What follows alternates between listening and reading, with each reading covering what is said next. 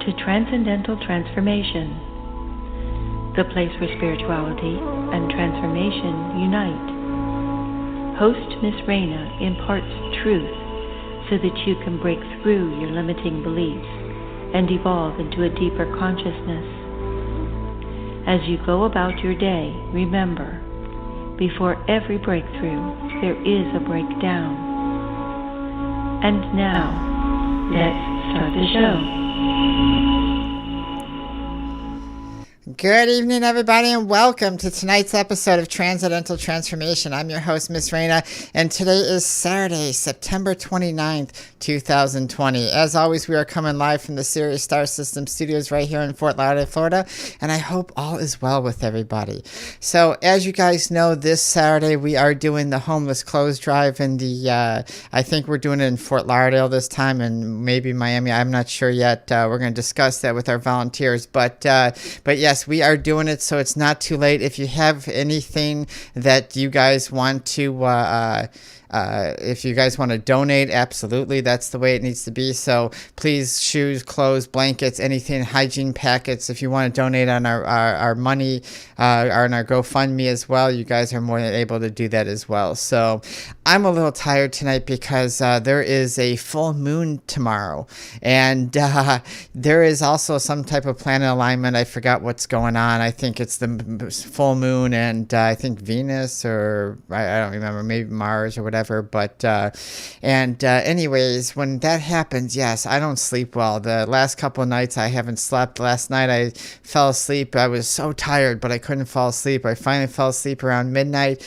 and then I woke up with all this energy at 4 a.m. And I know that a lot of you guys understand that. You guys do, especially if you're really in tune with your energy and energetic connections to moon cycles and planetary alignments and everything like that. Yes, it is very effective. And tomorrow is the full moon, and yes, so I am crossing my fingers that I am going to be able to fall asleep tonight. So if I seem a little slow today, I apologize, guys, because yeah, you know, when you just get a few hours here and there each night for a couple nights, you start to get tired. So, you know, I want to thank all you guys for joining tonight, because yes, I know that the presidential debate is on right now, or coming on in a little bit for the United States, and this shows that you guys are more committed to personal growth and helping the world grow than getting caught up in all the drama and all the stuff that happens in the regular world. So kudos to you guys, and thank you guys for joining us tonight. As always, we are live on Facebook, YouTube, Twitter, Periscope, and LinkedIn. I think I got all that. Like I said, I'm a little slow today, so if I missed one, I'm sorry. But Caleb is on all those, and if you guys have any questions and you want to live chat us throughout the show, hit him up, and if you have any questions, he'll relay them. If not, he'll answer the questions for you. And I want to make an announcement that yes, we are finally on Amazon Podcasts as well, so you guys can catch us. If you missed the live show, you can catch us on Amazon Podcast now, Spotify, iHeart, Pandora, iTunes, my website, soulandspiritguide.com, Stitchers, and Google Podcasts. So we are all over the place. There's no reason for you guys to miss the show anymore. Yes, I'm so happy to be a part of Amazon, and that was a long time coming. We put in for that submission a long time ago, and I was actually wondering what was happening to it. So all right, guys, let's get into tonight's show, because we got a lot of information. Oh, and one more thing before we get into tonight's show. Last week's show is finally up on YouTube. I don't know why YouTube flagged the show last week. Sometimes they just flag shows and they say it violates their terms for some reason. I don't know why. We do a lot of health shows. We do a lot of alternative medicine shows, and people do them all the time, these videos, and they know, and they're up. So I don't know what part flagged it, but if you guys were looking for last week's show on YouTube, please go to our YouTube at Transcendental Transformation Radio Show, and the show will be up. I believe it's called Alternative Therapy to common diseases. I believe that's what it's called. So, all right, guys. Well, let's now get into tonight's show. So, Yes, we were talking about alternative therapies and we're talking about some common diseases. And of course, as always, guys, please, this show is not to take away from medical advice. This show is not to override what your doctors are saying. And it's not a substitute. If you hear something that I mentioned, even sometimes the dosages or anything like that, again, please speak with your medical professional. Do not listen and all of a sudden decide that you're going to go off medication or start taking different things, because even though I say a lot of things on here, there are some things that interact with certain medications. So please just don't self-medicate, don't self-diagnose.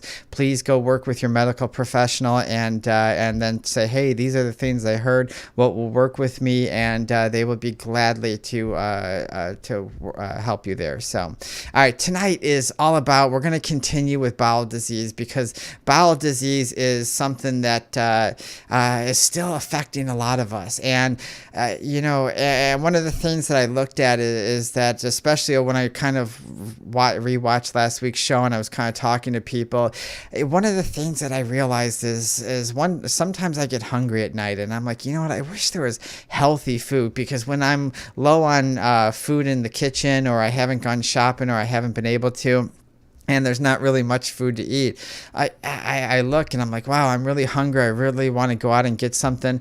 And all there is junk food. And that's kind of sad in our society. I can't speak for other nations because I don't live there. So I honestly don't know. But as far as us, the only thing available late at night is junk food. And you got your fast food, McDonald's, Burger King, Taco Bell, all that. And trust me, I get it. Hey, it's good once in a while. You pay for it on the way out, but it is good once in a while. And, but those are our choices. Even during the day, I go out and I'm always like, well, people ask me, like, oh, okay, Miss Raina, let's go out to lunch. Where do you eat? And I say, well, I really only eat like 2 places, and it's usually a couple of sushi restaurants, maybe a Japanese noodle house, and really that's about it.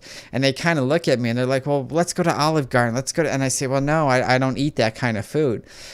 And they kind of look at me funny, because they don't understand why I don't eat that kind of food, because to them it's normal food. Hey, I enjoy pasta. I love it. Trust me. If I am what I ate, then I would turn into a noodle, because I do love pasta. But I do also watch where I intake my pasta. I do also watch where I intake, and those restaurants are fine once in a while, but a lot of times I don't like the food. And the reason why I don't like the food is because when you start to eat mostly healthy, your body starts to change, and your body starts to be accustomed to actual nutrients. Instead of trying to get nutrients from junk food and calling for it all the time, it actually has real nutrients. And so when you start to eat junk food, the body starts to reject it. And I've gotten to the point where if I eat something really terrible, I get indigestion and acid reflux instantly, and it burns and it hurts, and I'm like popping down the probiotics and the digestive enzymes and the mint oil and everything, because I need to extinguish that fire. But inflammation is one of the biggest things that we have in our body. Inflammation is one of the things that's a precursor to disease, because when you have disease, you have inflammation. And if you've ever heard any of my other shows on Crohn's disease or IBS or anything like that, then you heard me talk about inflammation and why there's good inflammation and why there's bad inflammation. And I know you guys are saying, well, Miss Raina, there's no such thing as good or bad. Well, when it comes to our health, maybe. but yes, inflammation is a necessary response for the body. It's a necessary response for the body to heal from injury or infection. That's why when we get injured right away, what ends up happening is our body ends up getting red, swollen. The inflammation helps because that's supposed to protect the injured area. It's supposed to help from infection and everything. But a lot of times what ends up happening happening is our inflammation goes from acute, which is short term, into chronic term, and the inflammation is usually broke down into two phases. The first phase is called attack and heal. So this enlists the immune system. So when something's going on in your body, all of a sudden the body is triggered and it says, I need to attack and heal. I need to attack and heal inside the body. For the immune system, we need specialized cells, we need specialized tissues and natural substance so that we can protect this injury, that we can prevent infection, so that we can heal naturally. And what ends up happening after that is the inflammation allows the regrowth of damaged tissue, because usually when we have inflammation due to an injury, we have damaged and dead tissue. And then we have phagocytes that eat those dead tissues, and we need to regenerate tissue. And in order for that to happen, all this process needs to happen.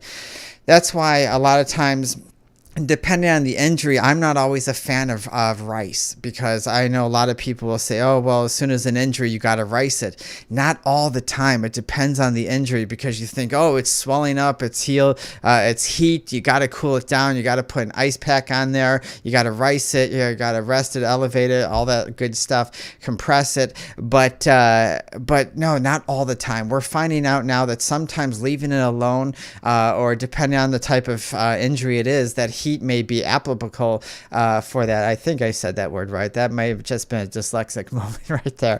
But yeah, so we have to understand that. So remember that you want acute type of inflammation, which is short-lived and immediately. You want that red hot. You want it lasting only days to maybe like a month at the most. You don't want it lasting longer. We start having that, we have a big issue. Chronic is when we become very unhealthy, and most people have chronic inflammation throughout their body. And you can always tell, because maybe parts of your body are warm, they ache a lot, the joints hurt all the time. There's like this chronic ache, and especially when cold hits it, that's a huge indication sometimes, is that when like any air conditioning comes on, all of a sudden you're like, whoa, that I'm like really cold and I get really achy. And sometimes that is a indication of chronic inflammation as well. But in chronic, the immune system mistakes it mistakes the inflow response. So what we need to do is there's no need for that, and so we ended up having to do that. So what I want to do is I want to talk about irritable bowel syndrome. I want to move on to that, because like I said, we got a lot, and I don't want to go too much in inflammation, because irritable bowel syndrome is that type of, like again, all these things we're going to talk about tonight has inflammation. And that's the functional gastrointestinal disorder. And basically these symptoms are accompanied by pain in the abdomen. They have a bowel change movements and diarrhea. It goes back and forth between diarrhea and constipation, and a lot of times there's no visible signs of disease or damage, because remember, it's internal. And when you're looking at IBS, you're looking at, remember, this is an umbrella term, and so we're looking at this umbrella term as IBS, and so we have all these things, and this is usually categorized by a lot of inflammation, by a lot of this pain, a lot of these change in bowel movements. So if you're having one of the biggest signs I always say for IBS is your bowel movement changing. So yes, there is pain in there, but just because you have pain in your abdomen doesn't mean that you have IBS. I always really think that the key to this is realizing that it's that change between bowel movements and the stool. So if it goes from loose to hard, to heat to cold, back and forth, and it's constantly giving you, and you're constantly having acid reflux and indigestion, then this is a huge sign for this. In the past, doctors used to call it IBS colitis, mucosis colitis, spastic colon, nervous colon, and spastic bowel. And but now it's just all bridged under, because saying IBS is a lot easier than saying all that stuff. And when a lot of times we go to the doctors, we have this idea that we don't know what the doctors are saying. And a good doctor will speak to you in a language that you can understand. Sure, they'll tell you the terminology of it, but they'll also explain what it is. I know a lot of times, even when I was in school, everybody tried to use big words because they wanted to sound smart and educated. And the patients would scratch their heads and look and be like, I have no clue what you're saying. And that's great that you sound smart and intelligent. But remember that when we're talking and we're looking online, that's why I always go to, whenever I'm reading journals or anything like that, I try to read the journals, yes, that I understand the language as well, but that also are talking to me in English, because if they're trying to use all these big words to sound educated and everything like that, the information gets lost in translation. So the different types of IBS, there's 3 types. There's IBS-C, which is constipation, IBS-D, which is diarrhea, and IBS-M, which is a mixed bowel habit. So that means it goes back and forth. 12% of Americans have IBS, and I believe that number is going up. I don't remember when. I think this was a couple years ago, but as I think of 2017 was 12% of Americans have IBS. So again, with symptoms, we have pain in the abdomen, change in bowel movements, the diarrhea and constipation, the bloating. And as I said last week, one of the big signs to this is you feel like you haven't evacuated everything, or you haven't finished. And I know a lot of times for people, they go back and forth, and sometimes whether it's urine or it's fecal, you feel like you still have to go even though after you went. And that's very annoying, especially when you're trying to work and do stuff, having this constant feeling that you have to go to the bathroom. But also there's a whitish mucus in your stool as well, and that's something that you have to look out for. So obviously, guys, I'm going to tell you guys that poor diet is one of them.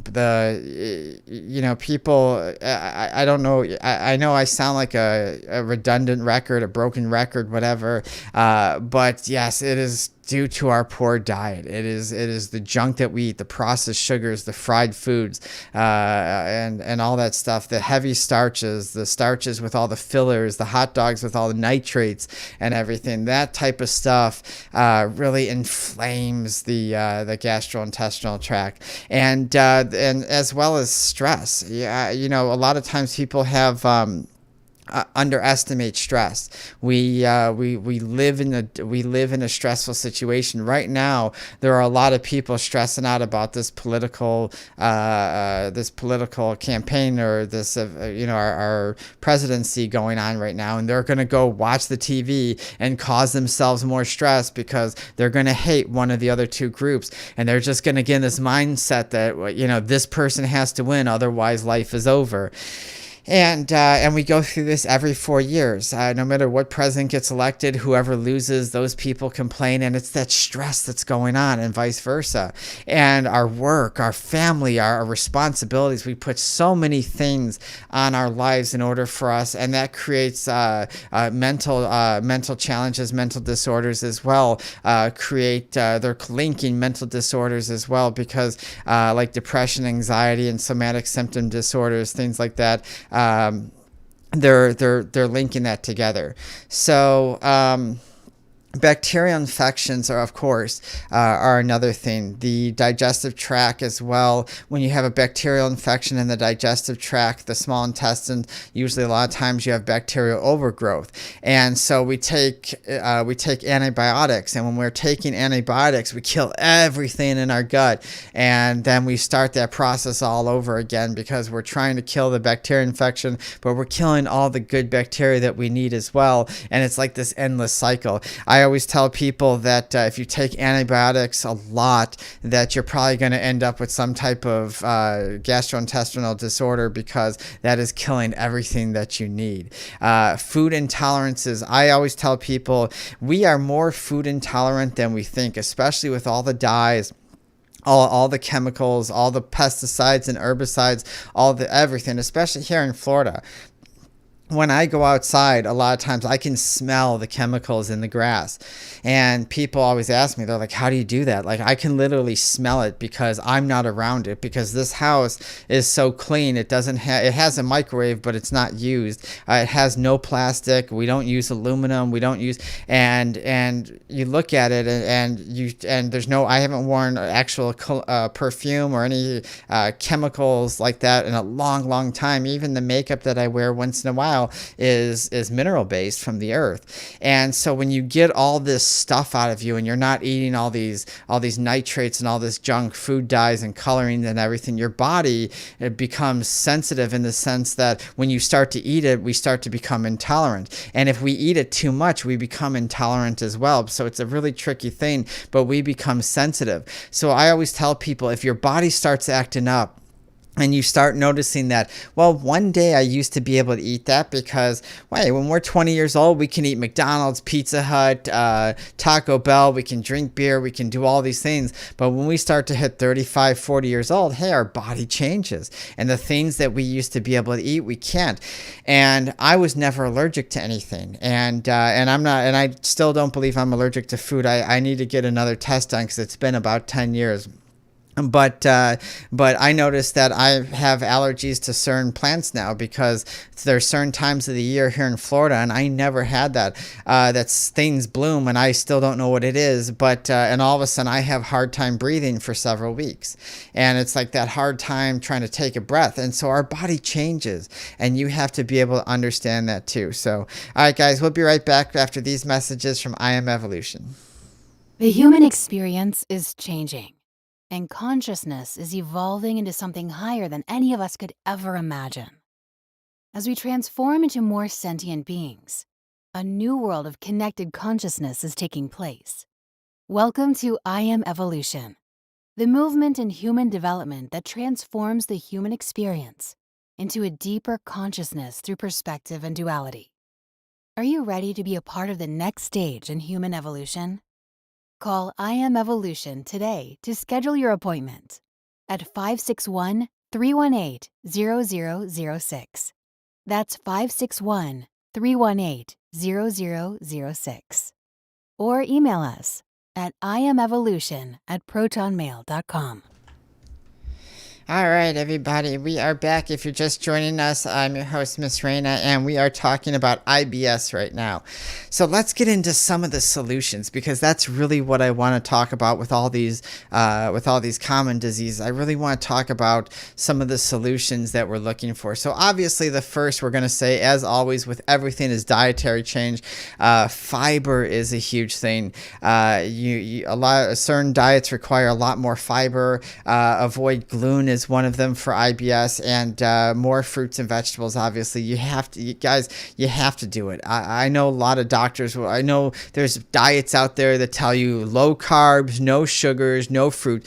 Fruit sugars and fruit vegetables are different than processed sugars. They're different. They're processed and metabolized differently in the body. It is very healthy for you to have fruit sugar and vegetable sugars, especially if you're going to eat it, because the fiber in it, one, gives you fiber, and it allows the sugar to metabolize a lot slower, so it's not that bang for the buck. But remember that fruit sugar is metabolized by the liver. Processed sugar is metabolized by the stomach, and when that happens, you need an insulin response from the pancreas, and then we have problems with diabetes. So people, I know that you hear the word sugar or you hear the word carbs and you freak, but we need to start educating ourselves, because the fruit sugars and the vegetables and the fibers in there are very, very healthy for you. So stop avoiding that. And these low carb diets are not good for you. Yes, you might feel great for a short time, but as soon as you stop, boom, you gain all the weight back. And actually, you're doing a lot. They're finding out that a lot of these fad diets that a lot of people are on, that they rave about, and that are really hurting our bodies in the long run. Our bodies are not meant to starve ourselves with certain nutrients and load ourselves with something else for a short amount of time. It's meant for daily intake. I mean, there's nothing wrong with fasting and that's very healthy for us, but this is on a different level, because a lot of those diets are starving your body of much needed thing. One of the things that you have to start doing with any disease, anything, is more physical activity. Physical activity is very, very helpful to us. Obviously, reduce stress, get enough sleep. But one of the reasons why I got into acupuncture was because I found that acupuncture, it changed my life. It really has. Herbology, acupuncture, it saved my life. It saved my life. I've told you that many times in the last month, but acupuncture really when stress it stimulates like the areas of the colon, and what ends up happening is you have colon spasms, and that a lot of times becomes major discomfort and has flare-ups due to that. And so we want to reduce that. And what's great about acupuncture is acupuncture really regulates like your energy and your life force, your body, and it stimulates the energy, because remember, you have all these meridians, you have all these pools, what we call acupoints, where all this chi and energy fill up in your body. And what happens is when they start to become blocked, it's like a river. And so when all these channels start to not work, and the energy and the nutrients don't go to the body, the organs and the parts of the body anymore, we become diseased. And what's great is, well, acupuncture is great for pain relief, but it really does. They're finding out that there's a lot of research finding out that it really helps with the digestive tract, and there's a lot of herbs out there. I'm not going to list herbs for Chinese medicine because there's so many, but there's so many herbs for the spleen and stomach and for the digestive tract for Chinese medicine that it can really help you. As long as you change your lifestyle, it really does help. And you have to remember that with these type of things, I know in America that we want the quick pill. We don't want to do the work. We want everything done for us, but we got to get out of that mindset. We got to change our lifestyle, and things like Chinese herbal formulas and acupuncture and a lot of these holistic things do work, but they take time because they're really fixing the root of the problems. They're really going internally and fixing you from the inside out. And that's the greatest thing. And trust me, I get it. I was very frustrated with my heart and having all this hormone issues and having all this, and the cortisol issues and just so many things going on, the valve and the blood thickening, and it's still going to take. I'm shooting for when I can go to the gym, maybe by the beginning of the year. That's when I'm really shooting to start working out again, and I'm hoping, but I'm not rushing. But again, all these herbs took time, and yes, there was many times I felt like, is this really working? But I knew in my heart, because I've studied it, I've seen the research. I've watched people, patients and clients and everything, and I've watched them turn around, and I'm proof of it as well. So that is one of the greatest things. So get into Oriental medicine. It really is. It's the reason why I got into that field of study. The next thing we're going to talk about, of course, is enemas. Enemas is for everything. And I know we talked a little bit about it last time, but enemas really are. They clean out the bowel. They're really wonderful. There's ways to do enemas with the least amount of cramping, because if you go to do an enema and you stick a lot of wheatgrass or chlorella up there or probiotics or whatever, and you go to do a major flush and you got stuff in that tract, and you're going to have all this rumbling, man, you're going to feel like you're going to die, because it can be very discomforting and very painful. So learn how to do it. When you learn how to do it properly, flush out what you have in there first with warm water, and then do the wheatgrass or that. But they remove the toxins, and it adds nutrients, because you got to remember that the colon absorbs the water at the end before your stool comes out. And so this allows the muscles to move easier. It removes the toxins in the body, and it gives you nutrients. It's like injecting nutrients right into the bloodstream. And there's different types of therapy as well. I'm not going to get too much in this, but you have hypnosis therapy that they say is working. Cognitive behavioral therapy may help because it lowers stress levels, and it allows people, again, to face their fears and anxieties. Remember, stress kills. Stress creates. We had a whole show on stress. I'm not going to get into it today, but as you guys remember, if you want to listen to the show, go back and listen to it. I think it's like 5 shows ago or maybe 6. But stress is huge, and they're finding out that therapy works. Even neurofeedback now. Neuroscience reveals that because the gut is the true brain. We're always thinking that this controls everything, but we're finding out that the gut produces more serotonin, and it's really the brain of the body. It really has this wonderful connection, and it really signals everything. And you guys got to remember that if the gut is not absorbing everything, if you're not absorbing nutrients, if you're not absorbing water, and you're not eliminating toxins, this is really, really toxic for you. But I actually want to do more research into this neurofeedback, because I used to do biofeedback for my ADHD, and it really helped me a lot. It helped those and so I'm a big believer in a lot of this stuff because I've done it personally, but I really want to do more research in that. And but so let's get into a couple herbs, because I know we're supposed to do diabetes and everything, and there's just so much information. I think that it's just too much, honestly, because I'm already halfway through and we haven't even got to diverticular disease. But some herbs. Herbs are wonderful for you. Remember that the earth has given us everything that we need to heal our bodies. And that's why our bodies have so many problems with all these pills, with all this synthetic, because it's like trying to add water to your gas tank, or put 50-50 gas, or half water, half gas, and thinking that your car is going to run. It's not. And you're putting pills into, and I get it. Pills do save your life sometimes.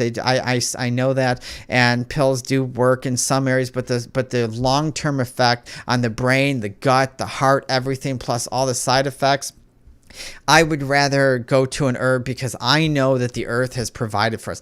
Our bodies come from the earth. We are the earth. There is no extension. We're not separate from the earth. We are the earth. And so since our bodies are earth, that means that there's a plant out there for everything that we're going to experience, because hey, we get everything from the earth. We don't get things from other planets that have such a different molecular structure that our bodies can't handle, and we don't have anything. No, everything comes from the earth. So there's always something out there. One of the things that is great for IBS is slippery elm, because it has a glutinous nature, and so that means it coats the lining of the intestinal system. Remember, when that mucus and that coat fall away, what ends up happening is you start creating more inflammation.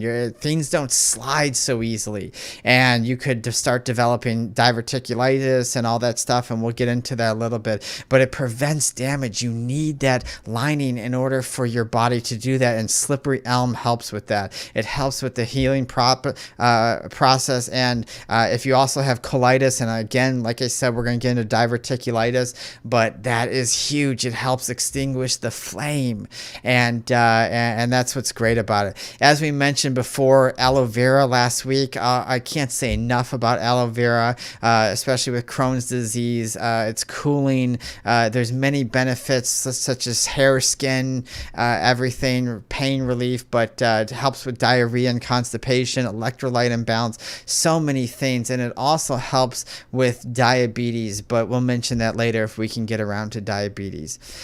All right, guys, so licorice. So I know, guys, I'm going a little fast, and I know with these medical things, I usually go a little fast because there's a lot I want to really get to you guys. So don't feel overwhelmed if I'm going fast and you can't catch everything. That's the reason why I make sure that the shows are always replayable. So listen to it, pause it, and understand, write it down, and re-listen to the show over and over so that you can understand. But again, go do your research, go talk to your medical professionals and ask them about these, especially doctors that know this. If you go to a Western medicine that is not into Eastern medicine or herbology at all, you ask them, hey, what's slippery elm about? They're going to scratch their head and be like, I don't know.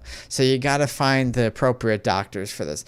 Licorice, and I don't mean the type that you get from the candy store. No, licorice. Oh, those are so good, especially the long ropes. When we were children, my father used to do the HVAC at the licorice factory in Chicago, and used to bring home boxes of all different types of licorice, from sour, sweet, long ropes, Twizzlers, everything. And I'm getting hungry right now doing it. But this is a different type of licorice, and this has anti-inflammatory effects. This helps you soothe and repair the gut lining. Remember, so if you have things like aloe vera, which extinguishes the flame, slippery elm, which helps coat that, and licorice that helps helps bring down the anti-inflammatories and helps repair the gut lining. Those things are really going to help you with any IBS diseases as well. And one of the oils that is a must. I'm telling you, if you guys have one oil, if you have one essential oil in your purse or on your thing that you carry around with you everywhere, make sure it is peppermint oil, because peppermint oil is just everything to me. It is one of the best oils. I have it on me. I make sure I always have it. If I run out of lavender, I run out of tea tree oil, whatever, hey, great. But the moment I'm low on peppermint oil, I'm running to the store and I'm making sure I'm getting this because it's just there's so many properties to it. It has anti-spasm properties. So in other words, it helps calm the muscles in the colon. It's antimicrobial, antiviral. It helps anti-inflammatory. It helps lower gas. It helps lower pain. If you have an indigestion, as I've said many times, I take 2 to 3 drops in a small amount of water. I swish it around my mouth. Not only is it killing the bacteria in my mouth as like a mouthwash, but then I swallow it and it helps with all that inflammation. It helps with all that indigestion. It cools, soothes everything, and the inflammation goes down and my tummy is happy. And peppermint oil is amazing. You have to, if that's one essential oil that you have on, make sure it is that. So all right, guys, let's get into diverticular disease because I'm going to go through this kind of fast because I kind of want to try to get into diabetes today a little bit. So diverticulosis, there's 2 parts of it. There's diverticulosis and diverticulitis. And so the osis is with basically you have small pouches or sacs inside your intestinal tract. So you have little divots, little sacs that are being eaten away. Because remember, you have bumps throughout the intestinal tract, but these are sacs that are being eaten away. And they're usually weak spots in the colon. So as your teeth rot out, so say like it's a cavity. Pretend like if you want to compare it to something, be like having a cavity inside your colon, and it's very painful once you start getting diverticulosis. So and usually most of it's in the sigmoid colon, so that's the lower part of the colon, right before the anus and everything. And usually diverticulum is 1 pouch, diverticula is multiple pouches. So if your doctor says, well, you have diverticula, that means you have diverticulosis, but he's seeing multiple pouches. And usually again, how they go in there is endoscopy and everything like that. Diverticular bleeding. Remember, as I said last week, if you start seeing blood in your stool and it's constant and it's consistent, go to the doctor. Please go to the doctor. It is that's a huge sign. A lot of people say, oh, even if it's just a polyp breaking all the time and it's bleeding, it can turn into something more serious like cancer and everything like that. So you always want to make sure of that. Diverticulitis is in 1 or a few pouches that are inflamed. So now you're adding fire to these pouches, and it is very painful. Diverticular disease is very, very painful. I don't wish this disease on anybody because it is just every time you eat something, every time you have bowel moves, every time it's just a constant pain. It's a constant inflammation. And you could have complications because abscesses could form, and those are usually painful, swollen, infected pusses. If you don't know what an abscess is, that's outside the colon wall. And a lot of times you'll start getting symptoms like nausea, vomiting, fever, tenderness in the abdomen. Then you have perforation, which are small tears in the hole. And once you start getting that, then stool starts leaking out, and we have major problems. This is a very serious health issue. And then we have peritonitis, and that is inflammation and infection in the lining. And that's usually accompanied with pus and stool that leak and through the perforation. So again, this is a major health issue. Once you start having pus and stool and blood and everything leaking into your body outside the intestinal walls, we have serious, serious health issues. And this is something that needs to be taken care of. Stats. Speaking of stats, 35% of the of U.S. adults have OSIS. 58% or 35% over 50 have OSIS. 58% of people over 60% have diverticulitis, and it's estimated that over 200,000 are hospitalized with diverticulitis every year, and 70,000 are hospitalized with diverticular bleeding. That's a huge problem in our society. When you have 35% of 50-year-old adults and 58 over 60, that means people, our diet, our way of life is garbage. And you could say, well, I'm a man, I need meat, or I like my junk food, I'm not giving up my barbecue and my hot dogs and all that. And there's nothing wrong with having it once in a while, but when you have this issue, it's going to be a big issue. So NSAID drugs, as I said before, NSAID drugs are non-steroidal anti-inflammatory drugs like your Tylenol, your ibuprofen, your Advil, and these are really, really toxic for you. Same with steroids. These are a huge cause of it. I cannot stress the research that is coming out a lot that is showing how bad NSAID drugs are. I was taking NSAID drugs, and I was taking Aleve for a little while, along with Benadryl, and it thickened up my heart, my blood. It thickened and caused my heart to go all wonky. And that's how bad this stuff is. It's okay here and there, but if you're taking it for pain every day, we got a problem. All right, guys, we'll be right back after these commercial breaks. The human experience is changing, and consciousness is evolving into something higher than any of us could ever imagine. As we transform into more sentient beings, a new world of connected consciousness is taking place. Welcome to I Am Evolution, the movement in human development that transforms the human experience into a deeper consciousness through perspective and duality. Are you ready to be a part of the next stage in human evolution? Call I Am Evolution today to schedule your appointment at 561-318-0006. That's 561-318-0006. Or email us at iamevolution@protonmail.com. All right, everybody, we are back for the last part of Transcendental Transformation. And yes, it is a lot of information. I get it. It can be overwhelming at times. And what we're going to do with the show is I'm going over a lot of these common diseases, and I'm giving you a little bit of information. But later on, after all these diseases, we're going to still go back to spirituality over the next couple of weeks as well. But after we introduce a lot of this, what we're really going to do is we're going to go into each of these diseases on their own and really break things down and go deeper into everything. So please don't feel rushed. Don't feel overwhelmed. I know this is a lot of information, and you go online and there's so much information out there. You really don't know what it is that to do or say or think or everything. And that's why we talk about with medical professionals as well. So let's get into treatments for diverticular disease. Probiotics. You have to have probiotics.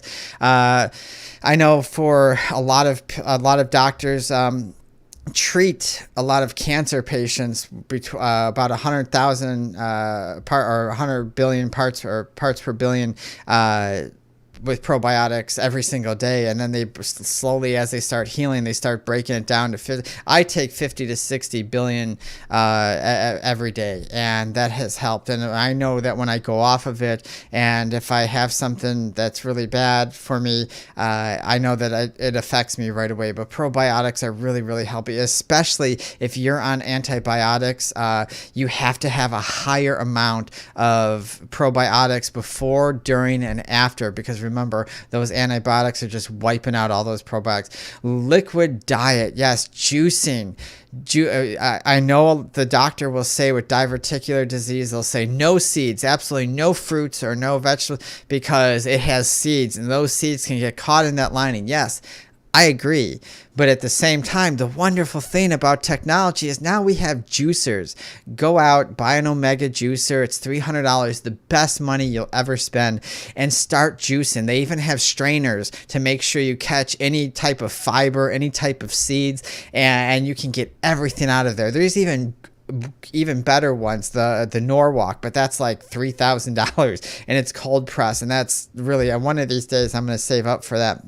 But juicing helps. It doesn't start the digestive process. Whenever you have fibrous material, you have what ends up happening is that's when digestion starts. So when you drink liquid, it goes right up in the duodenum, and it starts to and it's sucked up right away. And so you're getting all the nutrients right then and there. And how wonderful is that? Because then you could feed your body things to repair it. Juicing is going to save your life. It will. It saved my life, I'm telling you. And there are millions and millions of people all over the world that'll attest to it. So go out, start juicing. If you don't know how to juice, hey, there's a lot of things on YouTube. There's a lot of places. You can even go to like holistic centers, and they'll teach you how to juice. They have classes. I even used to teach people how to juice. And let me tell you something. It really changes. High fiber diets as well stops flare-ups. A lot of times. Flaxseed is wonderful if you can get ground powder, because I know you hear the word seed and you think, oh no, she's talking seed. No, you got to have the ground up, the really fine ground up flaxseed. That is wonderful. Hemp, a lot of people hemp is so wonderful. Hemp, it really is. I have hemp powder all the time, and it really does. I throw a couple scoops in there. It really helps make sure that inflammation goes down. Some of the greatest veggies for diverticular disease are your potatoes, peas, cabbages, fruits like apples, avocados, bananas, grains, your rice, your quinoa, your barley. And I know you're saying, well, I don't want to have carbohydrates. You got to have carbohydrates, people. Carbohydrates is your first form of energy. It is a very, you have to have it. And I don't want to get into that because I know we're elm for time. But again, slippery elm, as I said earlier before, again, licorice root, aloe. How about marshmallow? And I don't mean the marshmallows in the bag that you put into, your hot chocolate or anything, but marshmallow, the plant, and that actually rids inflammation. It is wonderful. It helps trigger normal bowel movements. So if you're having harsh bowel movements, a lot of constipation, everything, marshmallow does that. And they say the recommended thing is 5 grams in a tea 3 times daily. The licorice root, I think, is a half teaspoon in a 1 cup water, 30 minutes before you eat. And the aloe is, I think, a half of a cup 3 times daily for 1 month. But again, consult with your doctor beforehand, because that's the smart choice to do. But lemon is wonderful. It helps pH. A lot of people say, oh, well, it's acidic. No, when your body drinks lemon juice and you put lemon in there, it turns it alkaline, and it helps restore the balance of the pH. It also has a lot of vitamin C, which assists flushing the digestive system, all the garbage out. It helps with that, and I love it. I always have my baking soda and lemon every single morning. I do take breaks because you have to with everything. It doesn't matter if it's plant or supplements, whatever. You have to cycle. You have to take breaks. But ginger, as we discussed before, relieves gas, cramping, helps acid reflux, helps with the digestion. It even reduces the risk of diverticular disease, especially and it rids the large intestine of harmful microbes. It's a really wonderful. Ginger and garlic as well. I always love garlic. I know there's a lot of garlic fans out there that are really into it. But garlic is really, because it's a natural antibiotic, and it aids digestion. And of course, exercise. You guys have to exercise.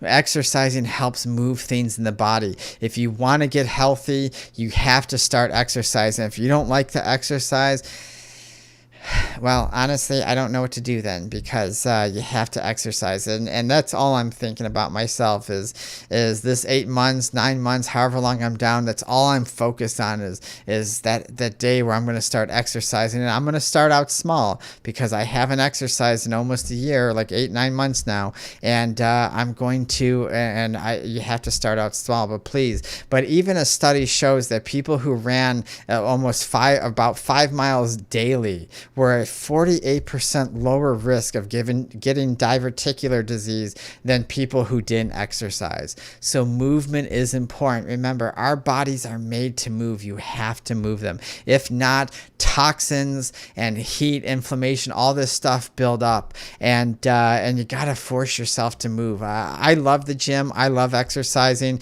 It's been very hard. I'll be honest with you. It's been very hard for me not to be exercising this long, and especially after my car accident, when things changed and I wasn't able to do the things. It was hard adjustment, but I figured, hey, if I'm out there doing something, it's good. And especially for what we're going to talk about next, for the next about 7-8 minutes, which is diabetes.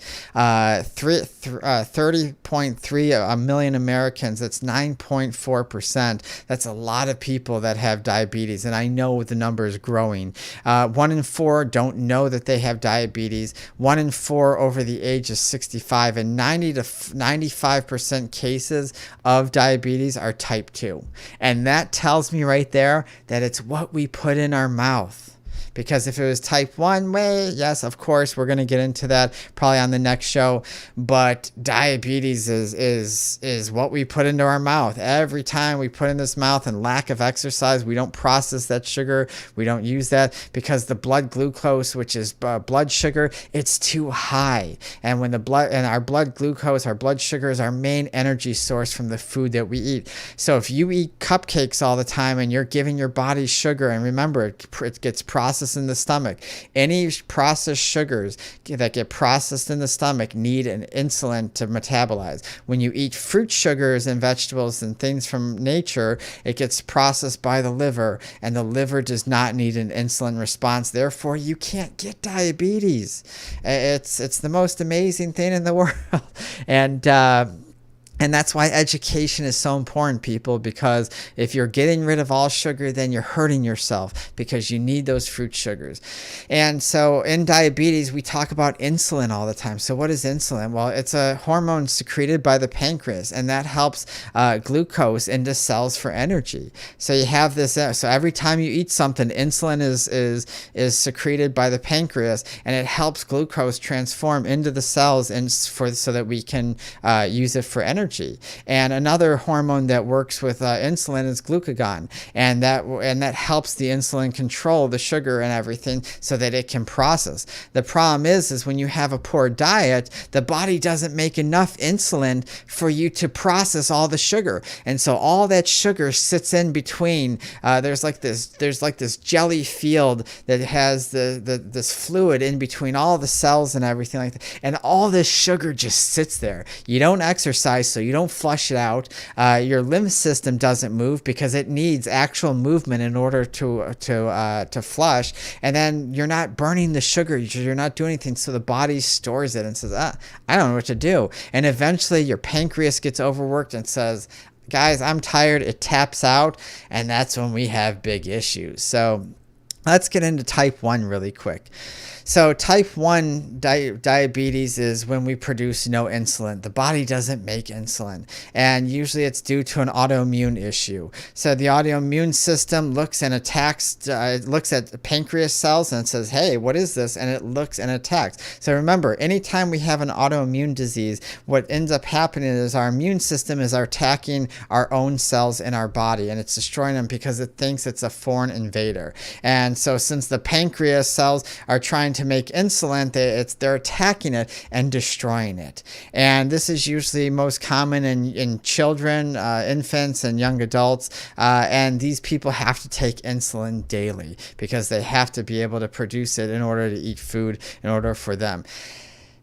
All right, so here's where we're going to get a little opinionated a little bit, and I'm just stressing out this from my education and from my sources and from what I'm seeing in life, is that I feel that in type 2 diabetes and type 1 diabetes, they say it's genetic. I don't believe it's genetic. I don't. And I'll tell you why, because we passed out. You have to remember that when you're pregnant, moms and dads, listen up here. When you're pregnant with a child, what you put in your body is the building blocks for your child. So when you eat McDonald's or you eat cupcakes or you eat whatever junk food and you're pregnant, and that is what you're giving your baby to build the body. And so that's like saying, hey, I want to build a house, and someone giving you paper and cardboard and mud for building material instead of stone and cement and beams and everything like that. So think about it that way. So what you're giving your child, that's what it's building with. So if it's building with junk, the body is going to act accordingly, and it's going to have problems. It's going to have health issues right away. And this is why, and honestly, 9 times out of 10 that I've talked to parents that have children that have type 1 diabetes, I asked what kind of diet they ate, and they showed me the stuff that they grew up on, all the junk food, all the fried food, all the things with sauces and heavy things like that, and they gave that to their baby while they were pregnant. And dads, you're not off the hook either, because remember, you're part of that process as well. So that's why I say that I have an issue with this. Could it possibly? Well, of course it's genetics. If that's what you're giving your baby, if you're giving your baby bad information to build, then that's what's going to be a problem. They also think that it could be viruses. Maybe I don't know if I agree with that, but hey, there's not enough information on that, so I really don't want to get into that until I know a lot of information. But I'm going to keep up on that, because one thing I like to do about all medicine is I'm always keeping up on it. And if there's something that say, well, hey, maybe something happened and they contracted a virus, I don't think that's going to turn out, but this is a possibility that they're researching as well. So what are the problems with type 1 diabetes? It is heart disease, you get stroke, kidney problems, eye problems, dental, nerve, and foot problems. And a lot of this is the same with type 2 diabetes. So, all right, guys, we have a couple minutes. I'm going to kind of go over some of the solutions here, and then we're going to stop and we'll continue this next week with part 2. So some of the solutions are, one of the biggest things that they say, well, Western medicine says there's not really anything we can do about it. And the alternative medicine says, well, yes, there is. And one of the things, and I know a lot of you people aren't going to like this, but the raw food diet. It is shown by facts, by thousands and thousands of cases all over the world, that people who go on a raw food diet, especially for type 2 diabetes, that means raw food, that whole grains like blueberries, citrus fruit, broccoli, olive, like things that you pick off a tree and eat it with maybe slightly cooked to maybe 110 degrees for a few seconds or like a minute or so, but it's raw, the raw food diet. It is shown people have reversed type 2 diabetes and type 1 diabetes over and over and over. So yes, there is proof out there. Yes, type 1 and type 2 diabetes can be reversed. Go research it. Go ask your doctors, your homeopathic doctors, naturopathic doctors, any of those doctors.